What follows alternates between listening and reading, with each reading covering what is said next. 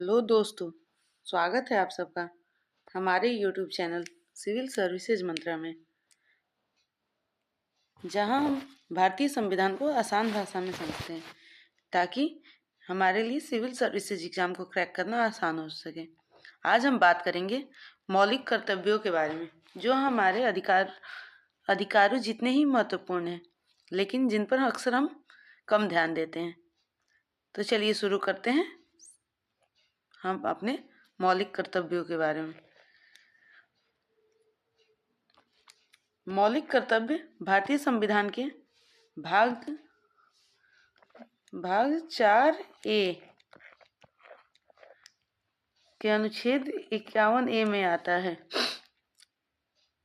इन्हें संविधान में 42वें संविधान संशोधन 1976 द्वारा जोड़ा गया था, जब इंदिरा गांधी सरकार के समय स्वर्ण सिंह समिति ने इसकी सिफारिश की थी।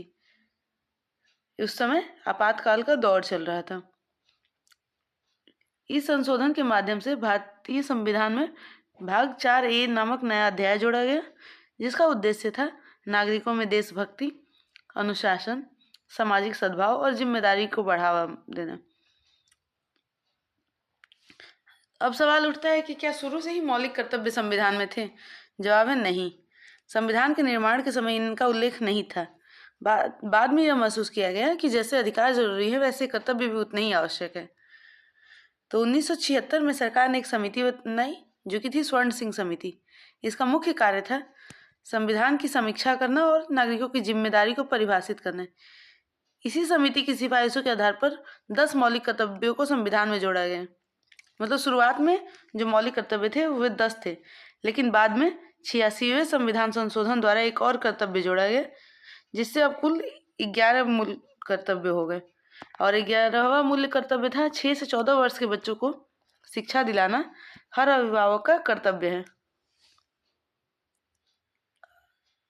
अब समझते हैं कि ये मतलब कौन कौन से फंडामेंटल ड्यूटीज हैं। पहला है संविधान का पालन करना और उसके आदर्शों, संस्थाओं, राष्ट्रीय ध्वज और राष्ट्रीय गान का आदर करना। उदाहरण के रूप में राष्ट्रीय पर्वों पर ध्वज का सम्मान करना और राष्ट्रगान गाना। दूसरा है स्वतंत्रता संग्राम के आदर्शों को अपनाना और उनका पालन करना, जैसे कि फ्रीडम फाइटर्स के बलिदान को हम याद करते हैं। तीसरा है भारत की एकता और अखंडता को की रक्षा करना, मतलब कि देश की एकता के खिलाफ काम न करना तीसरे कर्तव्य के अंतर्गत आता है। देश की रक्षा करना और आवश्यकता पड़ने पर राष्ट्र सेवा करना। उदाहरण हो सकता है इसका कि जो सैनिक होते हैं, डॉक्टर होते हैं, जो और आपदा के समय जो नागरिक योगदान देते हैं, वो होता है देश की रक्षा करना और आवश्यकता पड़ने पर सेवा देना।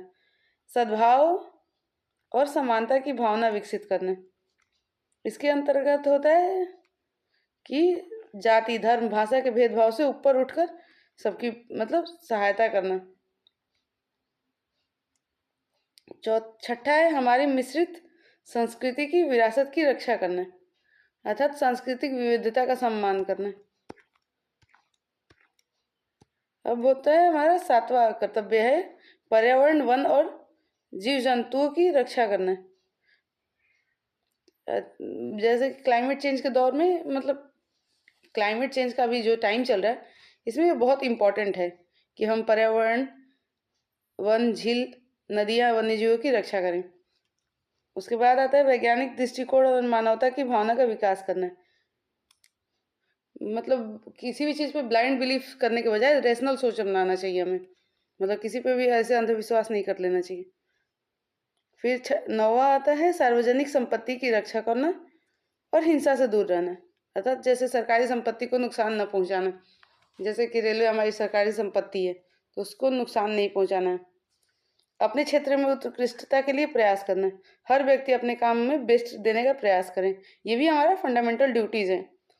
6 से 14 वर्ष तक के बच्चों को शिक्षा दिलाने का प्रयास करना, ये पेरेंट्स का कर्तव्य, ड्यूटी है। ये 2002 में जोड़ा गया था। अब हम बढ़ते हैं आगे कि मौलिक कर्तव्यों की आवश्यकता क्यों पड़ी।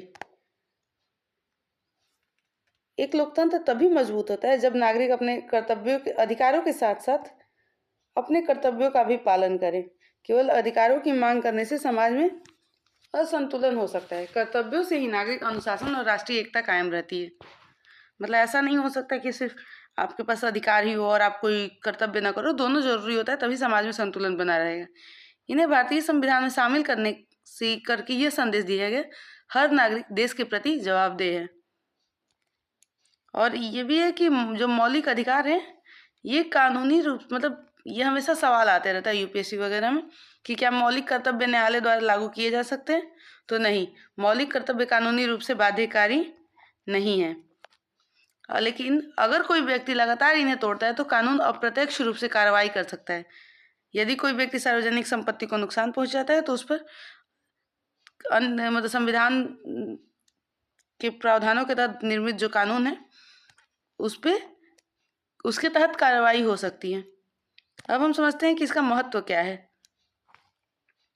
यह नागरिकों को जिम्मेदार बनाता है, संविधान और राष्ट्र के प्रति आदर रखता है, सिखाता है, एकता, समानता और पर्यावरण की रक्षा को बढ़ावा देता है, बच्चों में नागरिकता के संस्कार विकसित करता है और शासन और जनता के बीच संतुलन बनाए रखता है। साथ ही साथ इसकी कुछ आलोचनाएं भी हैं। मतलब ऐसा नहीं है कि मौलिक कर्तव्य जो बहुत अच्छी मतलब उसमें कोई कमियां नहीं है, उस आलोचकों ने उसकी आलोचना भी की है।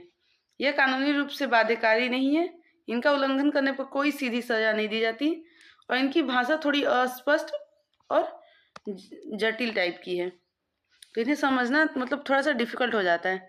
फिर भी इसका नैतिक मूल्य बहुत बड़ा है। और मतलब अब हम समझते हैं कि इससे जुड़े सवाल किस टाइप के आते हैं। मतलब ये आता है कि ये किस संविधान संशोधन के द्वारा मौलिक कर्तव्यों को जोड़ा गया है, तो उसमें होता है 42वां मतलब 42वां और 86वां संविधान संशोधन जो था इसके थ्रू मौलिक कर्तव्यों को जोड़ा गया। पहले वाले में 42वें से 10 जोड़ा गया और 86वें से जो लास्ट था एक मतलब 11वां नंबर वाला वो जोड़ा गया।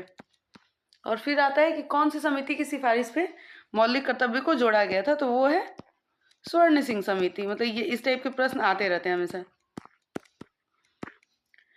फिर ये आता है कि कितने कर्तव्य होते हैं, तो वो तो आपने देखा इसमें 42वें में 10 थे, 10 जोड़े गए और 11वां जो था मतलब लास्ट वाला वो 86वें संविधान संशोधन द्वारा, तो टोटल 11 हो गए। और इससे संबंधित जो अनुच्छेद था वो 51A था। और ये आता है कि क्या मतलब मौलिक कर्तव्य जो है वो इन्फोर्सेबल है, मतलब उसके द्वारा न्यायालय के द्वारा लागू किए जा सकते हैं, तो नहीं, ये मतलब न्यायालय द्वारा लागू नहीं किए जा सकते, बल्कि ये नैतिक दायित्व है एक टाइप का।